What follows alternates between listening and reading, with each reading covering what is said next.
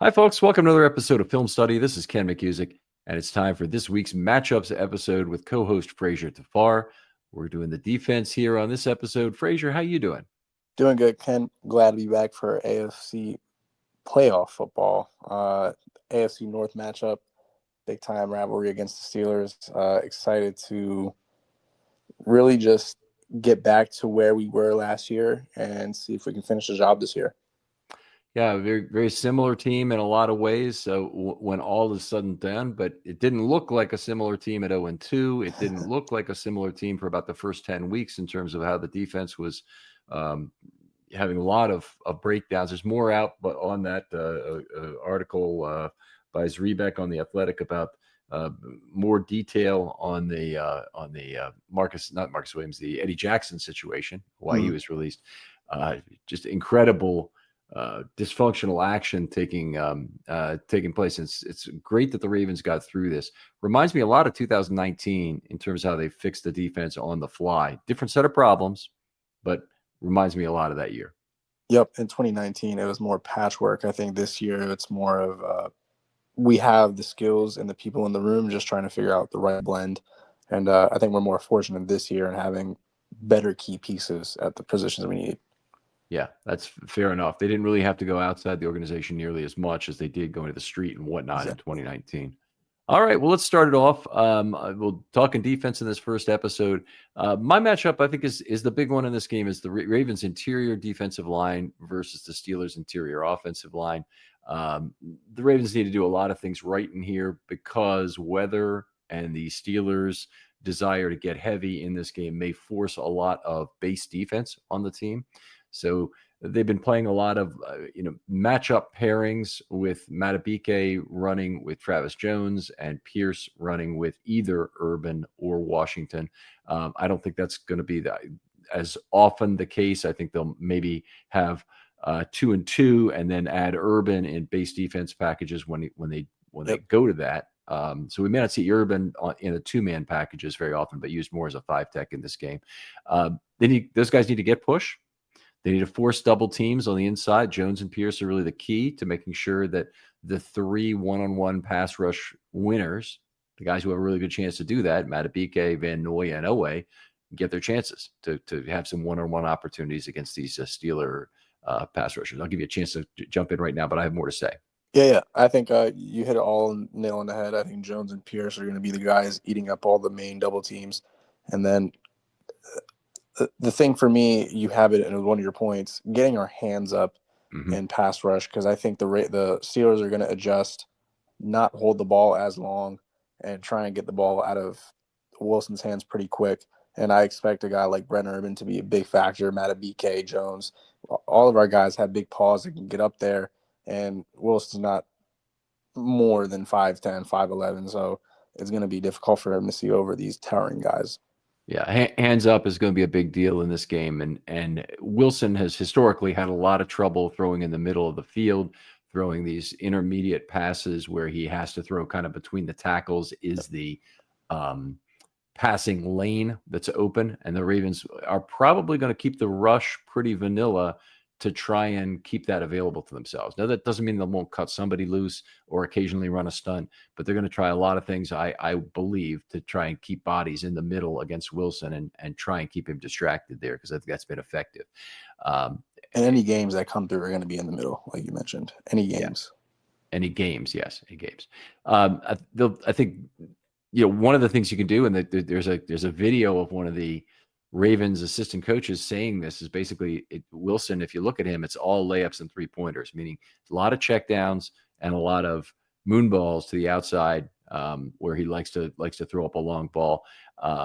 Those should be both disadvantaged by the wind. It's fairly obvious why that would be true on a deep outside pass with a lot of air underneath it. That's the last kind of pass you want to be throwing in the wind.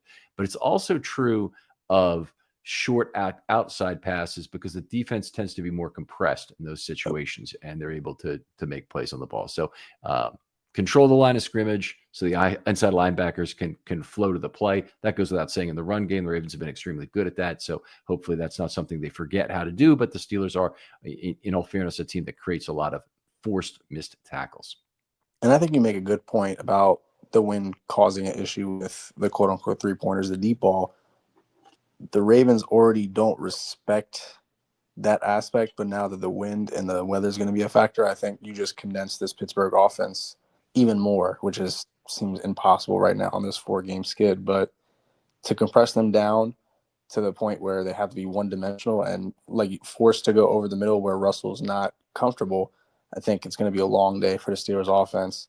And moving on to my next point, piggybacking off of your inside pressure, I think the key for me is the Ravens edge rushers versus the Steelers tackles. Whether it be Washington or what's the other guys on the other side? Your edge rushers. Oh, are you saying tackle? Their guys, right? Yep. Broderick Jones at right tackle and Dan Moore at left tackle. Got it. They both are subpar. Broderick, not Broderick. Is it Broderick? I think it's Broderick Jones, right? Jones, Let me look real quick. I could be going crazy here, but too many Brodericks. Washington, Jones. Which one is it? No, but he's someone that likes to talk a lot and really tends not to back it up. I think he's one of those guys that gets ahead of himself too much, and I want to see Odafe Oweh really get past him.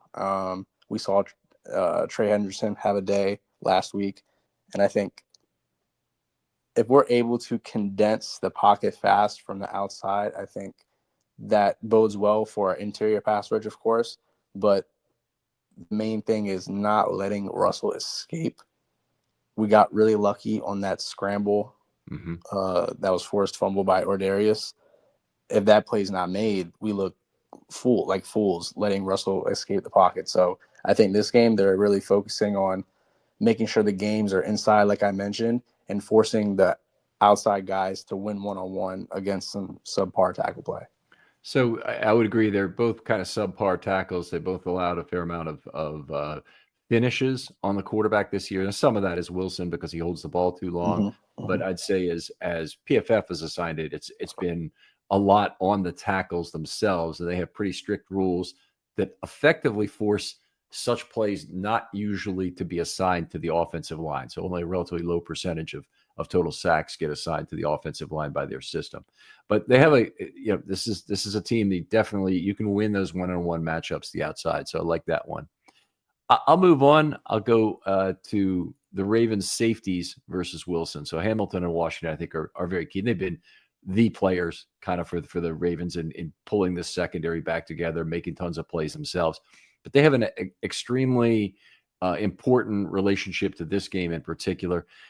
When they play too high, if they want to start that way, and I don't know how often they're going to be able to afford to really do that, they're going to need to trigger downhill quickly, whether that's run or pass. I am expecting a lot of little check down passes, and Hamilton and Washington are two guys who really need to be in on the tackling game because they're not going to usually be accounted for in any kind of blocking scheme or like a wide receiver screen that might be there. They're the guy who has to get downhill and make that tackle. They need to help take Pickens out of the game with brackets. So as needed, Pickens is not going away even if there is wind, and the Ravens need to take him out of the game and hopefully frustrate the hell out of him because once he gets frustrated, any number of things is possible with Pickens. Robber concepts in the middle of the field, I think, are something the Ravens need to be aggressively using in this game. I think the risk of giving up big plays, even in island coverage, is less in a game like this, which means you really want to take away the opportunities they have to throw to Freiermuth, to throw some crossing routes to Austin, to hitting the middle of the field in ways that could otherwise be effective. The other thing these guys are critical for is second man opportunities for turnovers on both runs and passes. They're oftentimes going to be the second man to get there to the football. They need to be the ones aggressively trying to punch that ball free. If they're the first man, they can still create a second man opportunity for somebody else. So both are important. Washington and Hamilton have both been good tacklers, and they need to not let up in a game like this where the Steelers are a team that, as I've said earlier, forces a lot of missed tackles. And that's really the last key is that they do need to avoid those breakaway runs. And Washington and Hamilton have a big role in that game. Yeah, and I like your point about the robber concept because we're most of the time a too high shell team. And if we're going to drop post-snap, I mean, that makes Russell Wilson think an extra half a second. And on top of that, I expect Washington to be an impact this game only because of the weather. He's a big body target, and he's had some slim success against us. So I think if Pittsburgh wants anything to be going on offense, they should be targeting Washington over the middle of the field because he's such a big target. Yeah, he has played a lot of snaps for them. I think he's played more than Freiermuth for the season because Freiermuth didn't he miss some time? I think. But anyway, actually Freiermuth has still played more snaps for the season. But Darnell Washington's certainly a guy who can certifiably hurt you. He's very productive on a per snap basis, but they don't throw it to him for whatever reason all that often, and we'll see how that plays out. Yep. Moving on to my next point, I have the Ravens DBs versus the Steelers vertical passing game. Amid weather, I expect the Steelers to continue what their MO is: run the ball, 2 clouds of dust, and then on third down, take a shot downfield. I think if the DBs can get their heads turned around like we've been praying for all year, I think Trey White is the best at it on the team next to Nate Wiggins. And then Marlon is playing at an all-pro level. The only one that, if they really wanted to target and go after, would be Brandon Stevens. And I personally do not want to see him on an island with Pickens all night. Whatever you have to do, you have to make sure that doesn't happen. It was really frustrating last game to see Stevens get beat on the outside, made a good play to punch the ball out on a would have been touchdown, but then comes back and they tried to hide him in the slot, and he gets exposed in the slot as well. Against the dime package, right? That they had him on. Exactly. Yeah. Yep. He was supposed to. He had inside help, but he's playing inside leverage. It's frustrating with Brandon right now. He was doing so well last year, and it seems like it's not a fall off the cliff season, kind of like Marcus Williams, but it's making you think, what is really going on? What changed between this year and last year? It's a lot of targets and a lot of yards per target. Last year wasn't a great yards per target season for him. He was the kind of the weak link of the Ravens secondary then as well. And got targeted a lot, particularly late in the season. He got a lot more targets and a lot more productivity per target against him. So this has been a tough year, and not being able to find the football is hurting him. I've hypothesized that he might be better on the back end if they play him at safety, which they have tried only when they only out of absolute necessity, but they have indicated very clearly that he's the next man up if either safety goes down. But the other possibility is playing some more cover 3. That said, this isn't the kind of weather that you need or should play cover 3. You're not guarding all the passing exits in a game like this where you think Wilson is going to have trouble throwing the ball in the wind. 100%. I completely agree with you. I think this is the game that we stack the box, make them beat us in a way that they're not used to. I think forcing them to do the things that they don't want to do at this point in the season is going to be boding well for the Ravens. I think the defense is humming on all cylinders right now. My question is to you. Do you think we're done with Marcus Williams the whole year? Like, we won't see him in playoff action activated one time? I can't say no chance of that. I don't know if you heard about this. They did restructure his contract effectively release him as a post June 1 cut to push some more cap dollars into 2026. So he's already gone in that sense. I think, yes, they still need to keep him around on a just in case basis. Once you're there, then there's always a possibility he's going to get back in as the Ravens either third or fourth safety for a game. When he has been active, the couple of weeks he's been active, he was out there once in a end of half kind of package where they had 3 safeties deep. Might have been a quarter that they were in. It wasn't a dime. I think it was a quarter at the end of the half. And a Hail Mary situation, yep. Yeah, Hail Mary type situation where he's a deep middle safety. And, we still could see him in some situation like that, but he's unlikely to get activations because he doesn't play special teams. Yep. And if you can't activate somebody for the hope that they're going to play one snap a game or even that they'll be the backup guy, you've got to have a different backup guy. And Stevens makes a lot of sense. I think if Stevens were forced into playing safety at some point, the Ravens might have a small residual, like a redraw gain from what you get from White at right corner, that could help the team some. And I, at some point, I'd really like to see, like, for the rest of this postseason only, because Stevens, good chance he's not a Raven next year. But I'd like to see, just for the rest of this postseason, is Stevens a guy who can really help the Ravens at safety? Because if you can, it opens up all sorts of flexibility for this defense. Especially Kyle Hamilton. That's what we're really looking forward.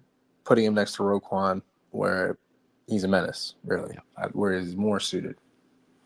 Yeah, that's certainly a really fantastic dime alignment if they were able to do it. And even, bringing him back down into the slot to play there under some circumstances. You got a big slot receiver, you got a tight end, and you're flexing out of 12 kind of thing. Hamilton in the slot is a very potent, tonic for that. So anyway, it's been frustrating that Hamilton's been completely assigned to the back end, even though that's been exactly what's fixed the Ravens defense. You got to be just thankful for it in those terms. All right. Always a pleasure to talk football with you, Frazier. Tell folks where they can talk football with you online.